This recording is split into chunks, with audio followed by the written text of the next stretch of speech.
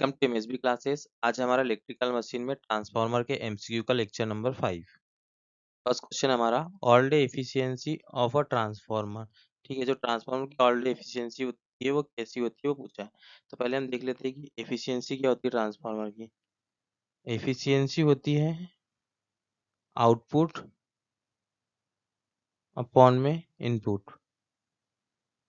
ठीक है, output power upon में इनपुट पावर इनटू 100। ये कोई भी चीज हो जिसकी एफिशिएंसी निकालना हो, परसेंटेज एफिशिएंसी, तो इसका ये फॉर्मूला होता है कि output upon input into 100।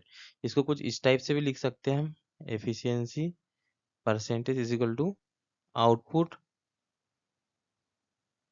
Upon में आउटपुट प्लस लॉसेस। ठीक है, तो यही होता है कि जब आउटपुट में लॉसेस को ऐड कर देते हैं तो वही होता है इनपुट इनटू 100। ठीक है, तो अब यहाँ पे पूछा है ऑल डे एफिशिएंसी। तो ऑल डे एफिशिएंसी मतलब पूरे दिन में एक टाइम पीरियड होगा, उसमें ट्रांसफार्मर की एफिशिएंसी पूछा है, मतलब आउटपुट किलोवाट आवर। ठीक है, किलोवाट तो पावर होगी, आवर क्या हो गया, एक टाइम। ठीक है, जब ऑल डे की बात करें तो 24 आवर होता है वो। तो और input into kilowatt hour into 100। तो ये ऑल डे एफिशिएंसी होती है ट्रांसफार्मर की। जो ऑल डे एफिशिएंसी होती है ट्रांसफार्मर की वो लेस देन होती है पावर एफिशिएंसी से। ठीक है, तो ऑप्शन बी हमारा करेक्ट ऑप्शन होगा। जैसे कि हम मान लेते हैं कि जो हमारा डिस्ट्रीब्यूशन ट्रांसफार्मर होता है, कौन सा, डिस्ट्रीब्यूशन ट्रांसफार्मर, तो इस पे हमेशा मैक्सिमम लोड नहीं होता है। ठीक है, इस पे एक थोड़ा थोड़ा लोड हमेशा के लिए होता है। ठीक है, तो कितना 50 से 70% लोड पे ये हमेशा होता है। तो इसको इस टाइप से डिजाइन किया जाता है, इसको इस टाइप से डिजाइन किया जाता है कि ये 50% लोड पे मैक्सिमम एफिशिएंसी दे, मैक्सिमम एफिशिएंसी दे। ठीक है, तो हमारा जो ऑप्शन भी है करेक्ट ऑप्शन होगा कि less than power efficiency. Next question हमारा, the material used in constructing the core of a transformer is generally. Transformer की कोर होती है, ये होती है ट्रांसफार्मर की कोर। इसको बनाने के लिए जो मटेरियल यूज होता है वो कौन सा होता है, ये क्वेश्चन में पूछा गया। ठीक है, तो ये मटेरियल का क्या यूज होता है पहले हम ये देख लेते हैं। जो ट्रांसफार्मर होता है उसमें एक वाइंडिंग होती है। ठीक, तो मान लेते हैं हमारी प्राइमरी वाइंडिंग है, ये हमारी सेकेंडरी वाइंडिंग है। ठीक है, तो जब इसमें प्राइमरी में हम सप्लाई देंगे तो उसमें यहाँ पे एक फ्लक्स बनेगा हमारी कोर में। ठीक है, इसकी वैल्यू मान लेते हैं हम फाई। ये जो फाई है हमारा फ्लक्स है, ये जो कोर से होता हुआ फ्लो होगा।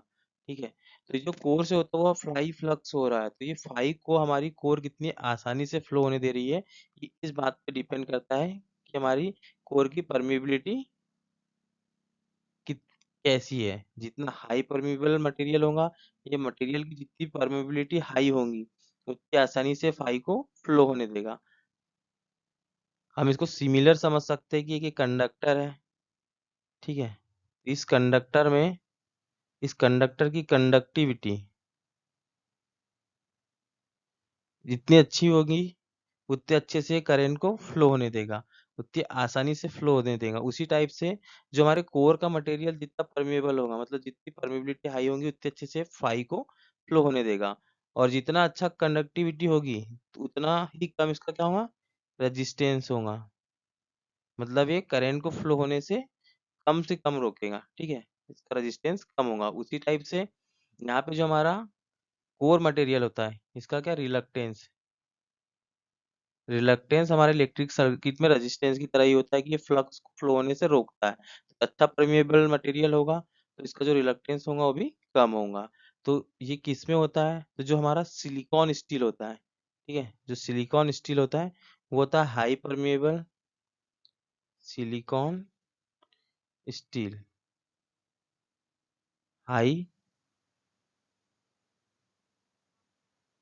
परमेबिलिटी होती है इसकी, लो रिलक्टेंस होता है। ठीक है, तो कोर में हम सिलिकॉन स्टील का यूज करते हैं, तो ऑप्शन डी हमारा करेक्ट ऑप्शन होगा। नेक्स्ट क्वेश्चन हमारा, a transformer which increase voltage level is term. ठीक है, तो जो हमारे ट्रांसफार्मर होते हैं, ट्रांसफार्मर ये दो टाइप के होते हैं। ठीक है, कौन से, एक होता है स्टेप अप ट्रांसफार्मर, एक हो गया स्टेप डाउन ट्रांसफार्मर। तो जो स्टेप डाउन ट्रांसफार्मर होता है और स्टेप अप ट्रांसफार्मर होता है, कुछ इस टाइप से होता है कि जब स्टेप अप की बात कर रहे हैं हम, तो स्टेप अप में जो प्राइमरी पे हम V1 वोल्टेज देंगे, तो जो सेकेंडरी पे हमको मिलेगा V2 वोल्टेज, ठीक है। तो जो V2 वोल्टेज है V1 से कैसा होगा, ज्यादा होगा। ये क्या कर रहा है, स्टेप अप कर रहा है, मतलब जो प्राइमरी का वोल्टेज है वो सेकेंडरी के वोल्टेज से कम होगा, जो प्राइमरी के वोल्टेज को इसने बढ़ा दिया, तो इसको बोलते हैं हम स्टेप अप ट्रांसफार्मर। और जो स्टेप डाउन ट्रांसफार्मर होता है, उसमें प्राइमरी का वोल्टेज ज्यादा होता है और जो सेकेंडरी होता है उसका वोल्टेज कम होता है। ये वोल्टेज को कम कर दे रहा है, तो इसको हम स्टेप डाउन ट्रांसफार्मर बोलते हैं। तो क्वेश्चन क्या था कि यार ट्रांसफार्मर विच इंक्रीज वोल्टेज, मतलब वोल्टेज को बढ़ा दिया, V2 बढ़ गया, ये कौन सा ट्रांसफार्मर हो गया, स्टेप अप ट्रांसफार्मर, ठीक है। तो जो हमारा करेक्ट ऑप्शन होगा वो डी होगा, step up transformer. Next question हमारा, transformation ratio of a transformer can be written as the equation form the following which statement true. तो जब हम ट्रांसफार्मर की ट्रांसफॉर्मेशन इक्वेशन की बात करते हैं, तो जिसका कॉन्स्टेंट कैसे लिखते हैं इसको, E1 अपॉन में E2, ठीक है। प्राइमरी का वोल्टेज अपॉन सेकेंडरी का voltage is equal to N1 upon में N2, ठीक।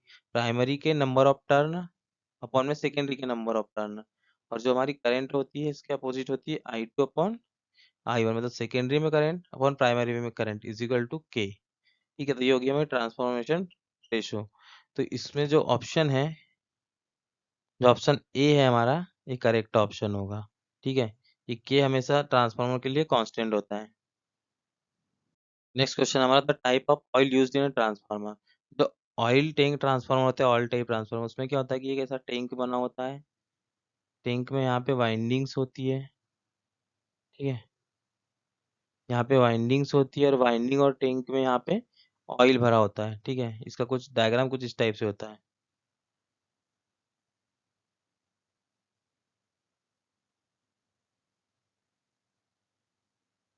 ये होता है ऑयल टाइप ट्रांसफार्मर। तो जो ऑयल टाइप ट्रांसफार्मर होता है उसमें ऑयल फील्ड होता है। जो ऑयल होता है, ऑयल, इसका यूज होता है काहे के लिए, इंसुलेशन के लिए, साथ में कूलिंग के लिए। इंसुलेशन और कूलिंग के लिए हम ट्रांसफार्मर ऑयल का यूज करते हैं। और जो ऑयल होता है उसकी प्रॉपर्टी क्या होती है कि हाई डाइलेक्ट्रिक स्ट्रेंथ होती है इसकी, हाई डाइलेक्ट्रिक स्ट्रेंथ होंगी, हाई इसका फ्लैश पॉइंट होगा, ठीक है। लो विस्कस होगा, मतलब ये ज्यादा गाढ़ा नहीं होना चाहिए।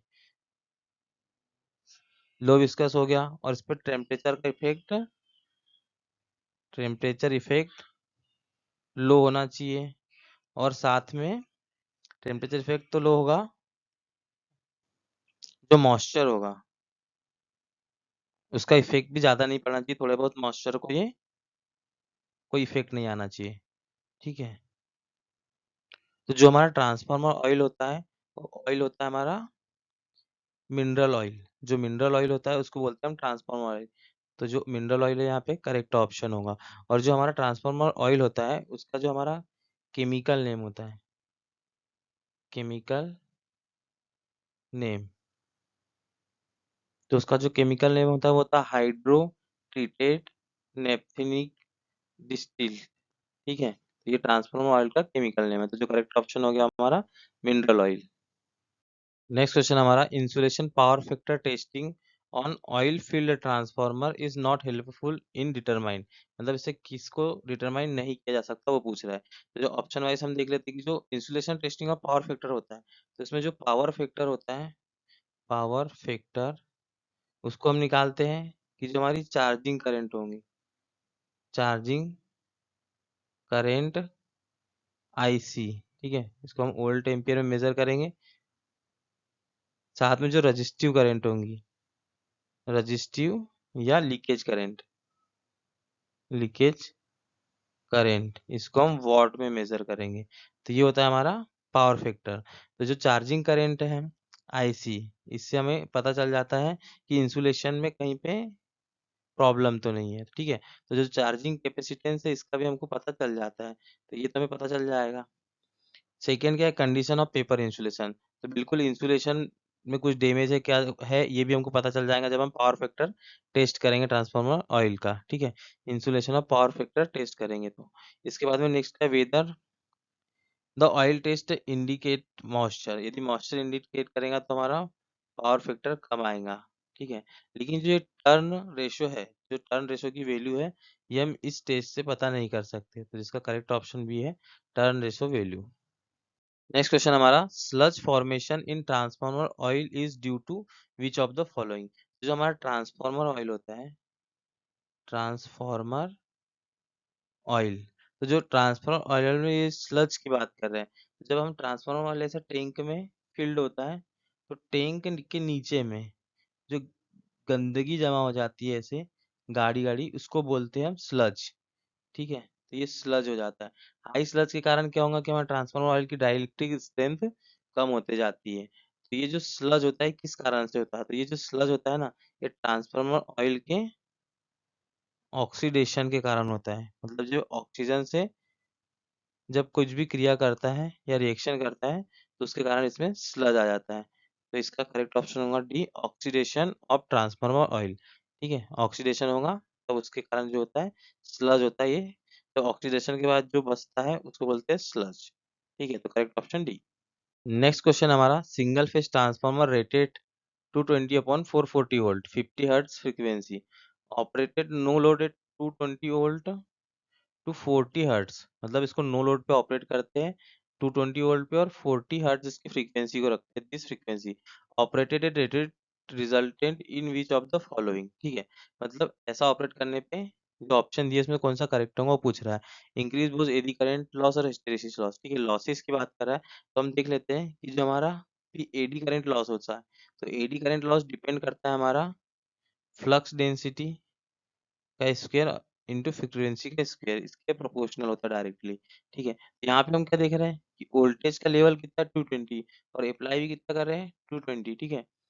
तो जो हमारा पीई होता है वो होता है वी बाय एफ का स्क्वायर इंटू एफ ऑलरेडी है। तो हम देख रहे हैं कि हमारा वोल्टेज क्या है, कांस्टेंट, तो वी इज इक्वल टू यहाँ क्या है, कांस्टेंट, ठीक। और फ्रीक्वेंसी क्या कर रहे हैं हम, चेंज करें, मतलब यहाँ पे 40 कर दी तो यहाँ 40 हुई तो यहाँ भी 40 हो जाएंगी, ठीक है। तो जो पी सी है, ठीक है, पी ई है ये, ठीक है, eddy current loss directly proportional to क्या हो जाएगा यहाँ पे इस फॉर्मूले के हिसाब से वी, और वी हमारा कांस्टेंट है, तो जो हमारा एडी करंट लॉस है वो कैसा आ गया यहाँ पे, कांस्टेंट आ गया, मतलब ये फ्रीक्वेंसी पे डिपेंड नहीं कर रहा है, ठीक है। अब हिस्टेरेसिस लॉस की बात करेंगे हम, पी हिस्टेरेसिस लॉस, तो ये क्या होता है, directly proportional to B max की पावर 1.6 इंटू एफ, और जो हमारा बी होता है वो क्या होता है वी बाय एफ, ठीक है। तो p hysteresis loss directly proportional to v by f की पावर 1.6 इंटू एफ।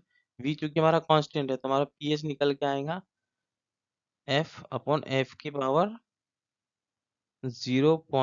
1.6, ठीक है, एफ है। जब हम इसको सॉल्व करेंगे तो हमारा पीएच निकल के आएगा एफ अपॉन 1/f की पावर 0.6, मतलब हमारा डिनोमिनेटर है नीचे का वो क्या हो रहा है, कम हो रहा।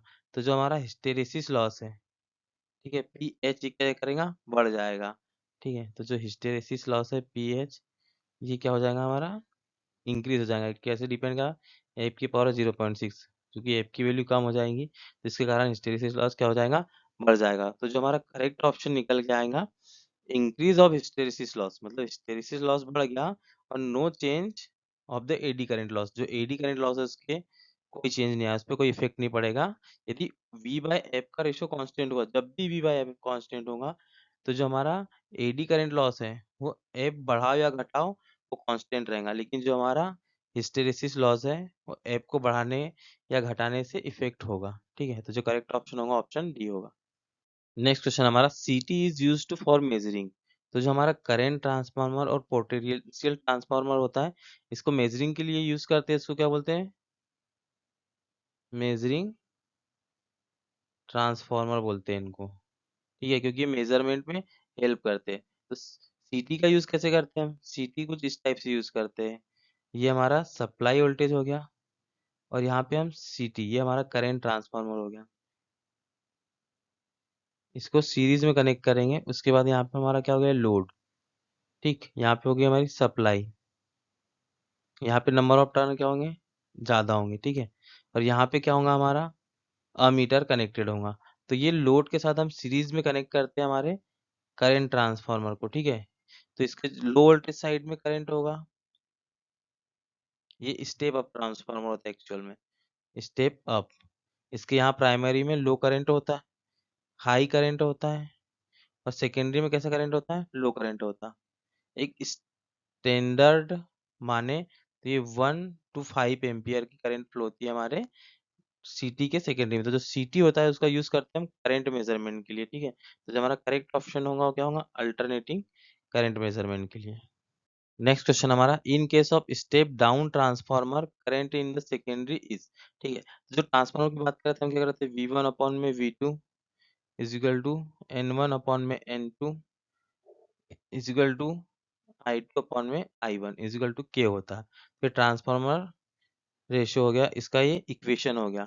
तो इसके बाद हम क्या देख रहे हैं कि जब स्टेप डाउन ट्रांसफार्मर की बात करें, स्टेप डाउन मतलब वोल्टेज को कम कर रहा है, मतलब हमारा V1 क्या है, हाई है, और V2 क्या है, लो है। तो हम इक्वेशन से देख रहे हैं कि हमारा V1 upon V2 is equal to होता I2 अपॉन I1, ठीक है। तब जब V1 हाई है तो हमारा I2 क्या होगा, हाई होगा।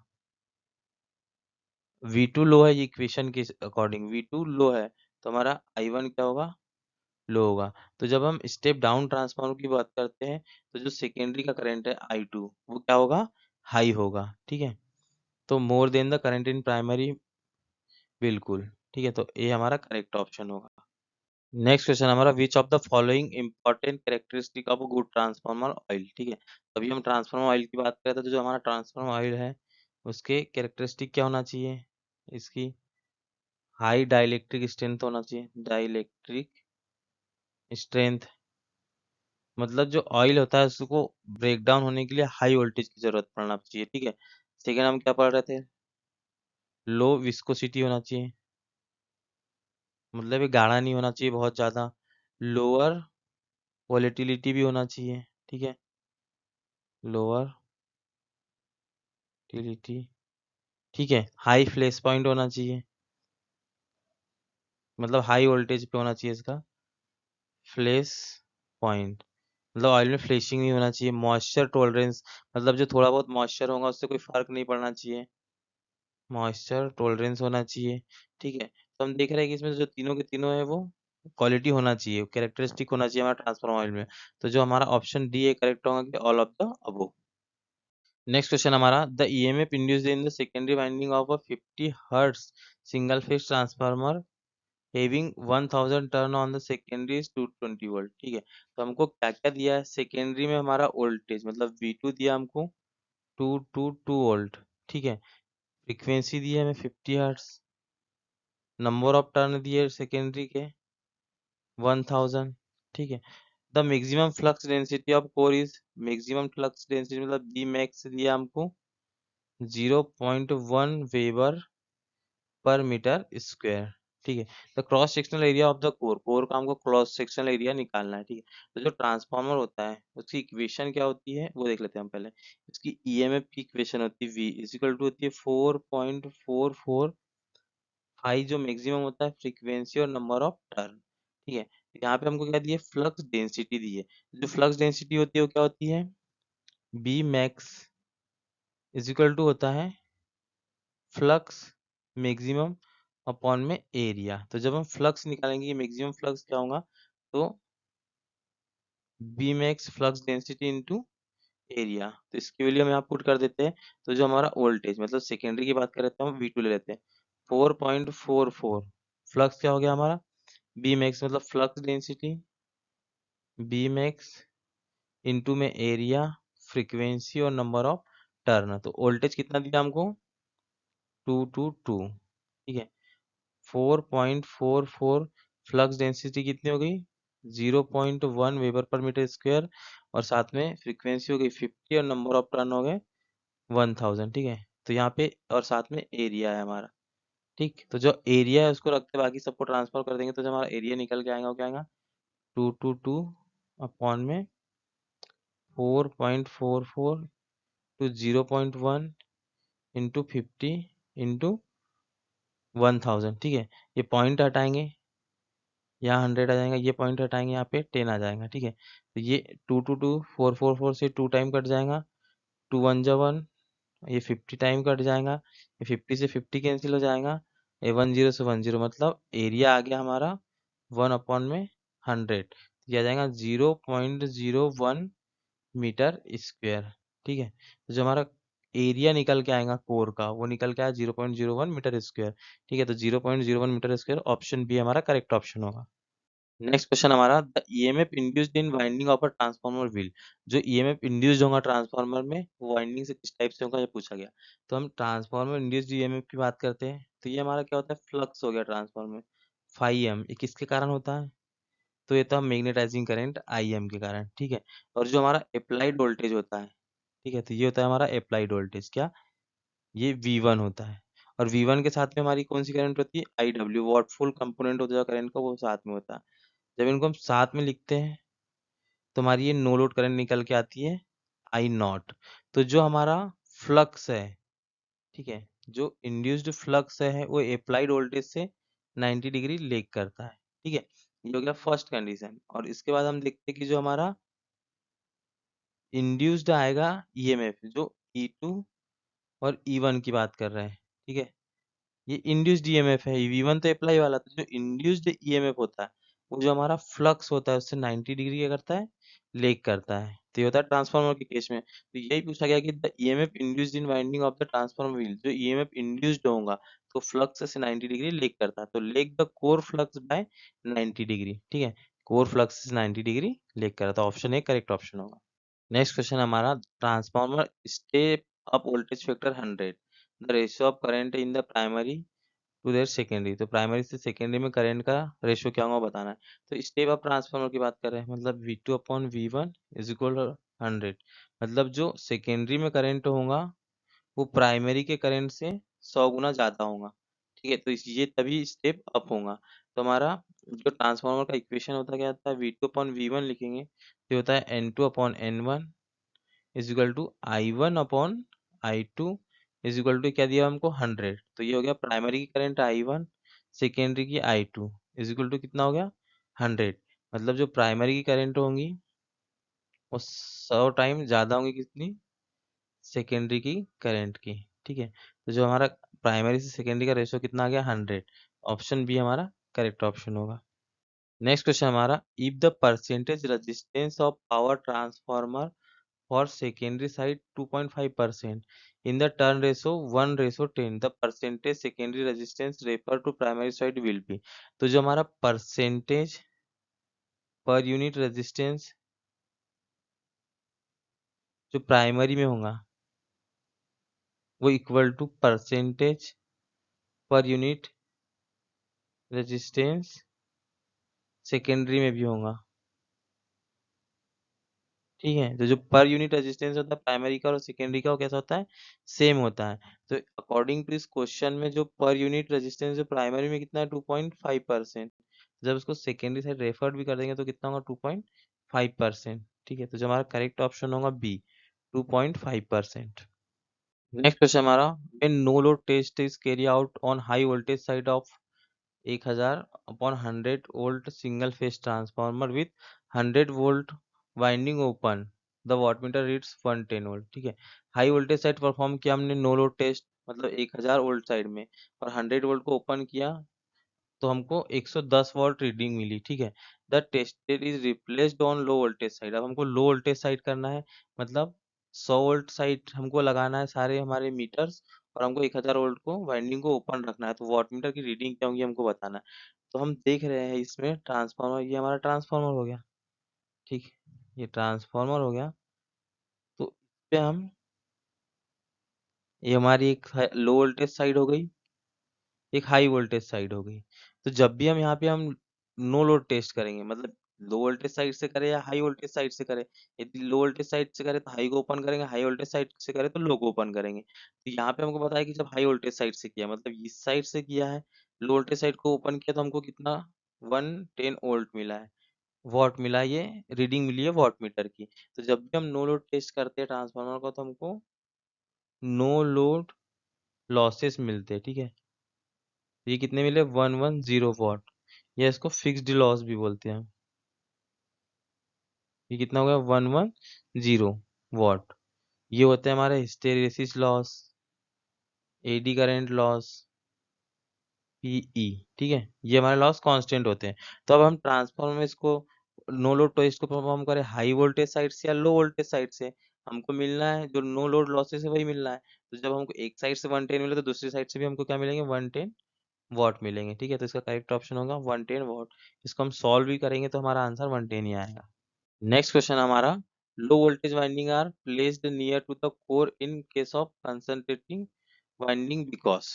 ठीक है, तो जब हम कंसंट्रेटिंग वाइंडिंग की बात करें तो उसमें क्या होता है कि एक कोर पे हम पहले एक वाइंडिंग करते थे, लो वोल्टेज वाइंडिंग कर देते हैं, और इसी कोर पे हम उसके बाद में हाई वोल्टेज वाइंडिंग कर देते हैं।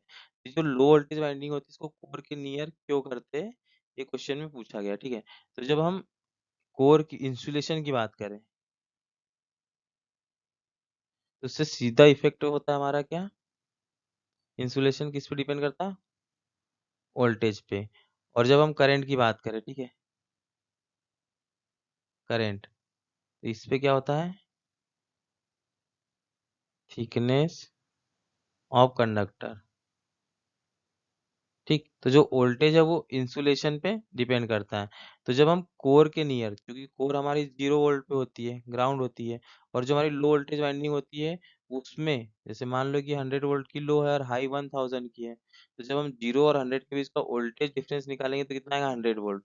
मतलब यहाँ पे हमको कम इंसुलेशन की रिक्वायरमेंट होंगी यदि हम लो वोल्टेज वाइंडिंग को कोर पे करेंगे या कोर के नियर करेंगे, इसलिए हम लो वोल्टेज वाइंडिंग का यूज करते हैं जिससे हमको लो इंसुलेशन, इंसुलेशन की कॉस्ट हमारी बच जाती है। ठीक है, तो इसका यही कारण है। तो they reduce the hysteresis losses, नहीं they reduce the eddy current losses, they reduce the insulation requirement. ठीक है, तो इंसुलेशन की रिक्वायरमेंट को रिड्यूस कर देता है जब हम लो वोल्टेज वाइंडिंग को कोर के नियर करते हैं। तो ऑप्शन सी हमारा करेक्ट ऑप्शन होगा।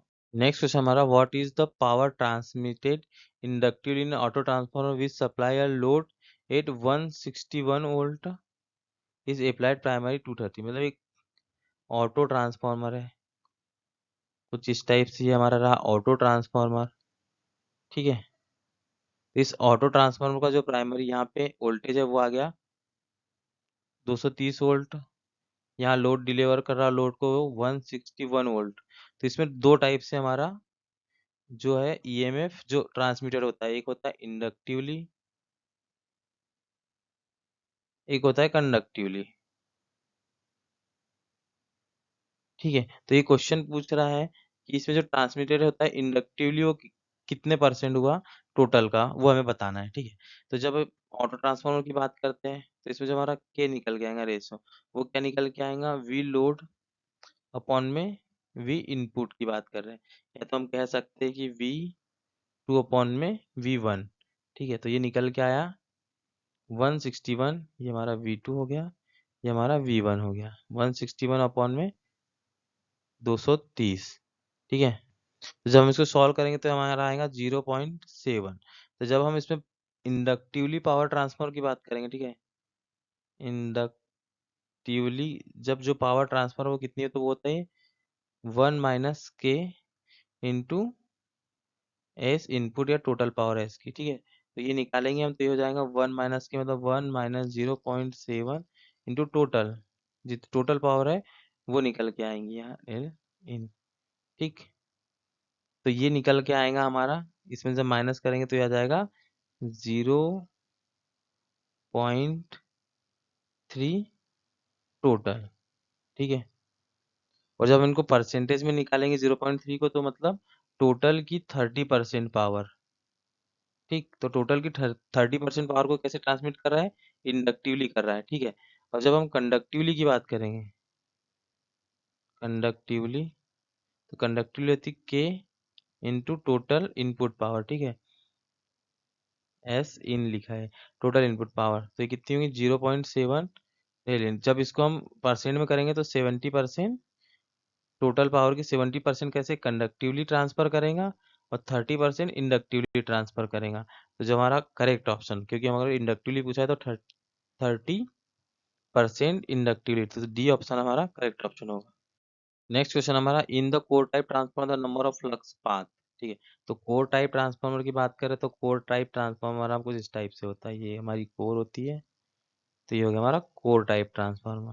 तो जो कोर टाइप ट्रांसफार्मर होता है इसकी ये प्राइमरी मान लो, ये मान लो सेकेंडरी। इसमें जो फ्लक्स होता है उसको फ्लो होने के लिए यहाँ से ऐसा पाथ होता है, ठीक है, यहाँ से ऐसा गया, यहाँ से ऐसे, मतलब सिंगल पाथ होता है। तो जो हमारा करेक्ट ऑप्शन होगा सिंगल पाथ। तो जब हम सेल टाइप की बात करते हैं तो कुछ इस टाइप से होता है।